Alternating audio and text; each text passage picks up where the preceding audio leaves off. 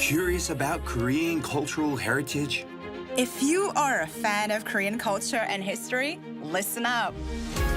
Korean cultural heritage is based on a 5,000-year history.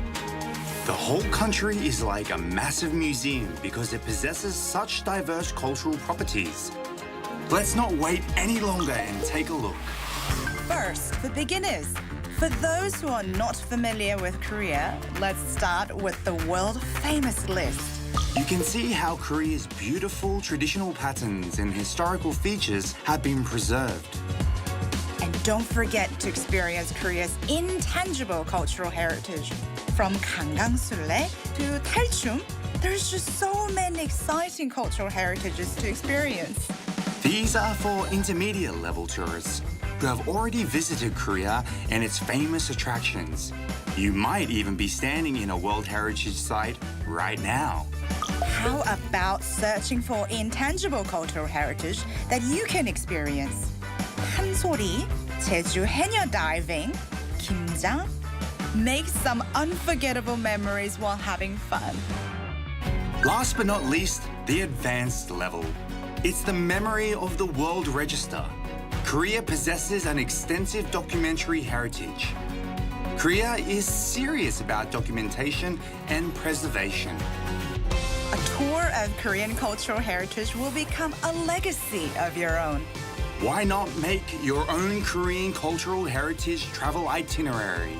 Isn't it fascinating?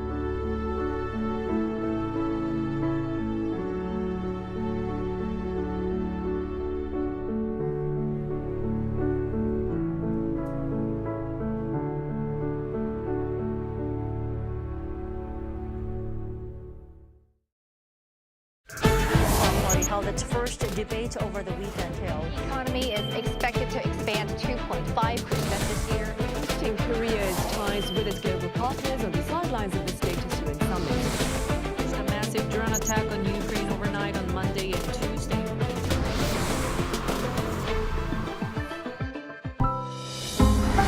Arirang. Introducing Korean broadcast content that you won't be able to stop watching. For weary modern souls, Dr. Romantic, the quirky genius doctor of Busan Hospital, prescribes heartwarming tales of humanity. A couple together for 7 years sees their rose-tinted glasses shatter. Can they keep their relationship alive? Discover the raw stories of youth, work, and love. Beyond what social media can show, experience the vibrant Korea through its hidden gems. Mama, the ultimate K-pop festival for global fans. Find your star in a feast of trendy music and electrifying performances. Now, the whole world enjoys it together.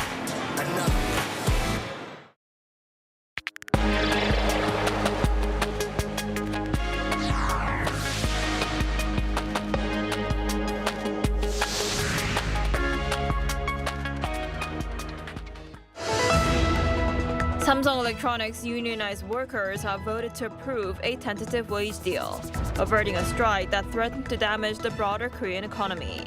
The union said more than 70% of its members voted in favor of the agreement. North Korea publicly announced that it tested a new range of weapon systems, including ballistic and cruise missiles equipped with advanced precision and AI-guided technologies. This comes after South Korea's military said it detected a missile launch the day before and renewed calls for Pyongyang to engage in efforts to ease military tensions and pursue denuclearization talks. Iran has condemned the latest U.S. strikes as a gross violation of the ceasefire and threatened retaliation. This comes a day after Washington carried out what it described as self-defense strikes targeting Iranian missile launch sites and boats around the Strait of Hormuz. Hello and thanks for joining us on Arirang News. Samsung Electronics' tentative 2026 wage agreement has been approved by union members after 6 days of voting. The joint union negotiation team announced on Wednesday morning that the deal passed with 73.7% approval, having secured over 46,000 votes in favor. Under union rules, the agreement required participation from at least half of the eligible voters and a majority approval to pass. The vote easily cleared those thresholds, recording a turnout of 95.5%. Over 62,000 out of roughly 65,000 eligible members from the company's two largest unions cast their ballots beginning last Friday. Korea's benchmark KOSPI has broken another record, passing the 8,400 mark for the first time. After a strong opening this morning, the index quickly soared nearly 5% to trade around 8,447 just minutes into the session. The rally triggered a buy-side sidecar shortly after the opening bell, halting program buying for 5 minutes as KOSPI 200 futures jumped more than 5% from the previous close. The surge is largely being driven by Korean memory chip giants like Samsung Electronics and SK hynix. Investor sentiment was heavily boosted by a massive overnight rally from U.S. chipmaker Micron Technology, which fueled expectations of a broader rebound in the global semiconductor sector. Following the surge, SK hynix has become the second company to pass $1 trillion in market cap after Samsung Electronics. North Korea says it has tested a new range of tactical weapon systems, including ballistic and cruise missiles equipped with advanced precision and AI-guided technologies. South Korea condemned the launch and renewed calls for Pyongyang to engage in efforts to ease military tensions and pursue denuclearization talks. Our Lee Seung-jae has more. North Korea says it conducted a major weapons test on Tuesday involving tactical ballistic missiles, guided rocket systems, and tactical cruise missiles, with leader Kim Jong-un overseeing the launches. State media said Wednesday that the test evaluated the power of a special warhead for tactical ballistic missiles, the reliability of a new precision navigation system for guided artillery rockets, and the AI-based targeting accuracy of a tactical cruise missile. North Korea claimed the new cruise missile can strike targets up to 100 kilometers away using terrain-following navigation and artificial intelligence guidance. The missiles are expected to be deployed near the inter-Korean border, potentially placing much of the Seoul metropolitan area within range if the claims are accurate. Kim Jong-un reportedly described the test as a major step in modernizing North Korea's military and called for the continued development of what he described as the world's most powerful artillery force. South Korea's Joint Chiefs of Staff said it detected multiple projectiles launched Tuesday from the North Korean city of Jeonju toward the West Sea, including short-range ballistic missiles and artillery rockets. Military analysts say the simultaneous launch of ballistic missiles and rocket artillery may have been intended to demonstrate North Korea's ability to evade missile defense systems through mixed fire tactics. In response, South Korea on Tuesday urged Pyongyang to cooperate with efforts aimed at promoting peace and easing tensions on the Korean peninsula. Foreign Ministry spokesperson Park Il said Seoul is once again calling on North Korea to respond positively to the government's peace initiatives and reaffirmed South Korea's commitment to the complete denuclearization of the Korean peninsula.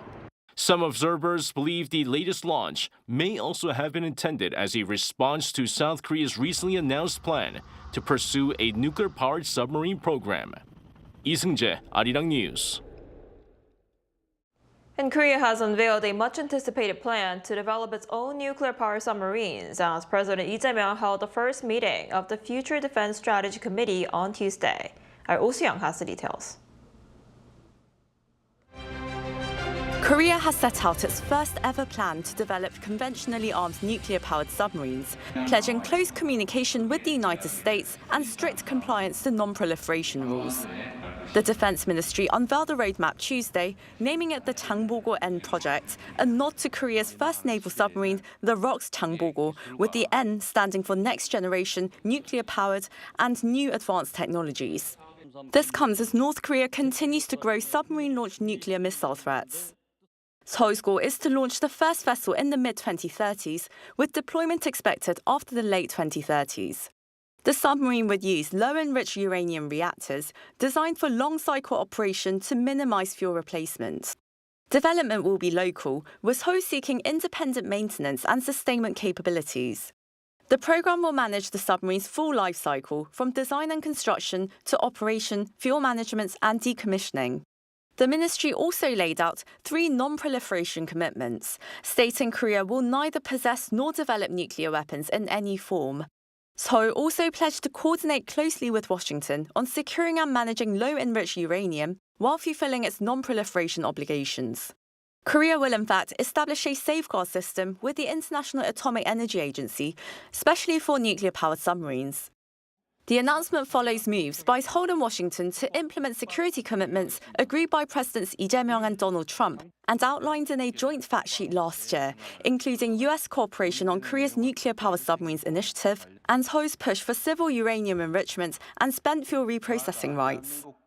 The United States should view South Korea's request not primarily as a proliferation risk, but as an alliance adaptation issue. For the United States, supporting South Korea's nuclear power submarine ambition would strengthen allied undersea capacity at a time when China's neighbor expansion and North Korea's nuclear threat are both intensifying. A South Korean SSN capability could contribute to deterrence, sea lane security, anti-submarine warfare, and broader Indo-Pacific maritime stability. In Washington, D.C. last week, First Vice Foreign Minister Park Yun-joo met with his counterpart, U.S. Undersecretary of State for Political Affairs Alison Hooker, who will lead an interagency delegation to launch bilateral working groups in Seoul in the coming weeks.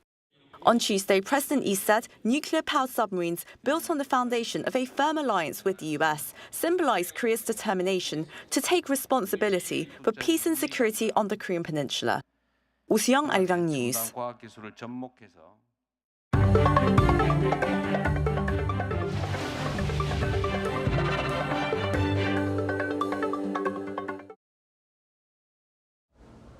Iran has condemned recent U.S. strikes as ceasefire violations and warned it would defend itself, but diplomatic efforts to end the conflict appear to remain on the table. Our Cho Young-eun files this report. Diplomatic efforts between Washington and Tehran appear to remain on the table despite the U.S. military conducting what it described as self-defense strikes. The U.S. said it targeted Iranian missile sites and mine-laying boats on Monday. After those strikes, Iran's foreign ministry accused the United States of repeatedly violating a ceasefire and carrying out attacks on Iranian commercial vessels. The ministry claimed Washington had continued what it called aggressive and unjustified actions, and that without a doubt, the Islamic Republic of Iran will not leave any evil unanswered and will not hesitate to defend the Iranian nation, leaving it unclear whether the strikes will derail efforts to end the conflict. However, the talks did not appear to collapse as the leaders of Iran and Qatar held a phone call, during which the Iranian president expressed gratitude for mediating negotiations with the U.S. and supporting efforts to reach a memorandum of understanding between the two sides. According to the statement, Iran emphasized its readiness to move toward what it described as a dignified framework to end the conflict and ease ongoing regional tensions. Qatar, which played a mediating role in the talks, reaffirmed its commitment to regional security and stability, pledging continued efforts to help bring an end to the current conflict in the region. Cho Young-eun, Arirang News. With around a week remaining until Korea's local elections, the race for Busan mayor is drawing growing national attention as candidates offer competing visions for the country's second largest city. Our Muniran was there. Busan is shaping up to be one of the defining battlegrounds of Korea's June 3rd local elections, with both major party candidates making their case to voters as the race heats up. On Tuesday, Democratic Party candidate Chun Jae-soo, who served as the inaugural Minister of Oceans and Fisheries under President Lee Jae-myung, attended an international cooperation signing ceremony at Busan National University's Hydrogen Ship Technology Center, an event that speaks directly to his campaign pledge of making Busan a global maritime capital. This project will not only make Busan the center of international standards for liquid hydrogen, it will generate around 3 trillion won in production value, 1.8 trillion won in added value, and create over 11,000 jobs. People Power Party candidate and incumbent Mayor Park Kyung-jun, meanwhile, spent his afternoon meeting older adults at a community welfare center, where he laid out his welfare vision, pledging to expand AI and digital technology across the city's welfare centers and senior community spaces. Busan has a large aging population, which makes welfare policy critically important. That's why we're upgrading our welfare centers with the latest digital technology and AI to better care for our older adults. The two candidates are painting very different pictures of Busan's future. Chun looking forward, pitching the city as a global maritime and technological hub, while Park is focusing closer to home, addressing the everyday concerns of an aging city through welfare and community. With 8 days left until polling day, both candidates are going all out to win over voters in what has tightened into one of the most competitive mayoral races of this election cycle. 문혜련, Arirang News, Busan. And in Busan is also taking place the parliamentary by-elections, where a three-way competition is intensifying as political battle deepen among the candidates. Our correspondent An Sung-ji reports this from the ground. Alongside the upcoming local elections, the June 3rd vote also features high-stakes parliamentary by-elections, with 14 National Assembly seats up for grabs. One of the most fierce battlegrounds in parliamentary by-elections is here in Busan buk-gap district, a tight race between three candidates. The ruling Democratic Party has fielded Ha Jong-woo, a former senior secretary to the president, on AI. Ha is anchoring his campaign on transforming the district into the nation's premier AI education and economic hub, with Busan's first AI specialized high school and an AI tech valley to boost local education, childcare, and the economy simultaneously. Meanwhile, the main opposition People Power Party has looked to former Veterans Minister Bang Min-sik. Park is vowing to tackle long-standing local bottlenecks in transportation and urban renewal through an infrastructure overhaul, presenting a nearly 9-kilometer stretch of the Gyeongbu railway line that currently cuts right through the district. I don't let myself get swayed by fluctuating poll numbers. Instead, I place my trust entirely in the true sentiment and the heart of the residents here in the district. Adding to the heavy-hitting lineup is former PPP floor leader Han Dong-hoon, who is running with a bold regional development blueprint. Han's platform centers on building a K-complex arena and transforming the Nakdong River area into a vibrant Nakdong Golden Belt that blends live entertainment, tourism, and local commerce. I look to bring the kind of development this district missed out on for far too long. Whether I'm running as an independent or with a party, voters recognize that I can truly deliver their promises. As the race enters its final stretch, with three heavyweight candidates offering vastly different visions for the region's future, it is now up to the voters to decide which blueprint will shape the future of their city. An Sung-jin, Arirang News, Busan. A delegation from the Dominican Republic has traveled across the globe to Korea to learn how technology is being used to protect nature. The visit is part of a development assistance program designed to share expertise and strengthen ties. Our Kim Jun-ho reports. A high-level delegation from the Dominican Republic's Environment Ministry has come to Korea. The group is here to learn about the country's national park management system and ICT-based climate response technologies through a training program beginning Tuesday at the Korea National Park Service. Managing protected areas amid climate change is becoming a common challenge worldwide. Korea has responded by integrating ICT, and we hope to share that experience through this training. The training, which runs for approximately 10 days, is part of an official development assistance program led by the Korea International Cooperation Agency. It seeks to strengthen the Dominican Republic's national park management capacity by sharing Korea's expertise and experience while deepening bilateral cooperation. We started by asking how Korea's ICT strengths could be applied to partner countries. The goal is to help partner governments in developing countries better manage national parks while supporting sustainable development. Environmental management is especially important for the Dominican Republic, where protected areas account for nearly 60% of the country's land. Resource and environmental management are key to a sustainable economy in our country. Korea has been a close partner, and we hope to learn from its technology and apply it at home. What drew the attention of the delegation most was the AI-based monitoring system. At this control tower, real-time data from national parks nationwide is monitored through intelligent CCTV and AI technology. This wildfire detection system uses AI to identify smoke and spot fire risks early. Last April, near a national park in Gangwon-do province, the system detected signs of a wildfire and issued an alert before fire authorities identified the threat. Satellite imagery and trail cameras are also used to access damage, monitor weather, and help locate missing hikers. Both countries face a common challenge: protecting large, climate-vulnerable areas with limited manpower and resources. ICT technology makes management more efficient, allowing even a small workforce to manage wide areas more effectively. Climate change and protecting nature are challenges shared across borders.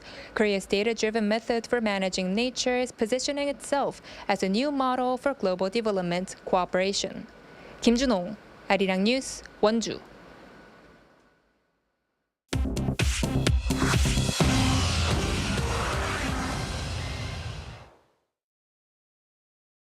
This is The World Now, bringing you everything you need to know from around the globe.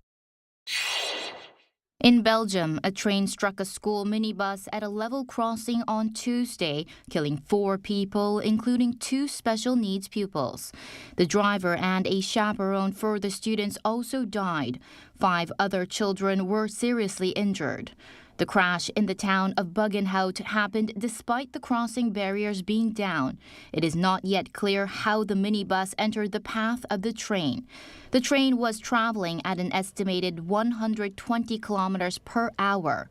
None of the passengers aboard the train were hurt. An investigation has been opened, and authorities said an autopsy on the bus driver will be carried out.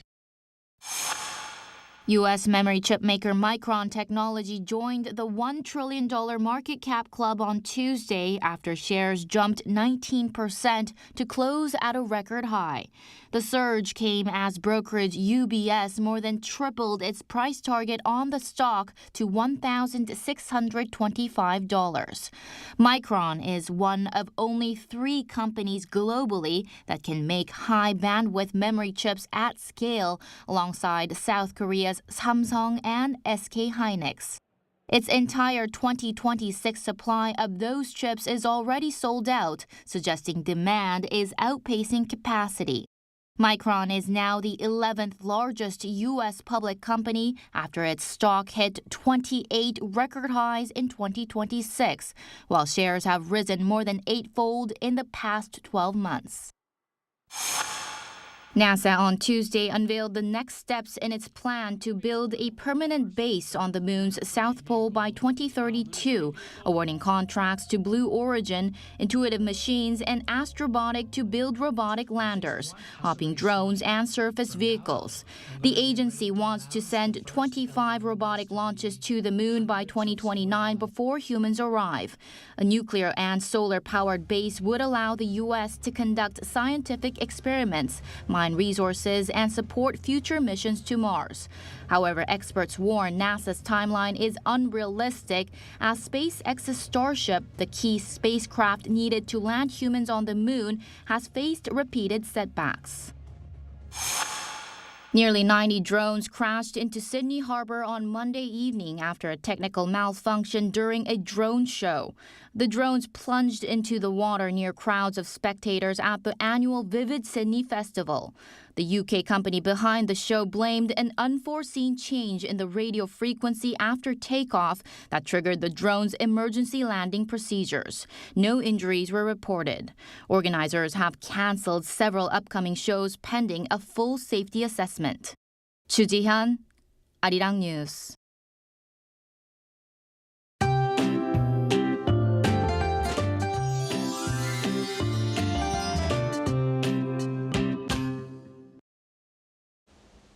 Gray skies continue across much of the country today, with light rain coming and going through the afternoon hours. Most parts could see 5 to 10 millimeters of rainfall through the afternoon. Clouds acted like a blanket overnight, keeping temperatures warm this morning. Afternoon highs in most regions will be 1 to 7 degrees lower than yesterday, and tomorrow will stay mostly cloudy with another brief round of rain with around 5 millimeters expected. For a closer look at today's highs, Seoul and Chuncheon will be getting up to 24 degrees Celsius. Busan will only make it to 22 degrees. Air quality will be good nationwide all day today. After this short break from the heat, temperatures are expected to rise quickly again later this week. By Sunday, Seoul could once again reach around 30 degrees under warmer early summer conditions. That's all we have for today's noon edition of Arirang News. Thank you for watching. We'll be back at 5 p.m. Korea time. Stay tuned.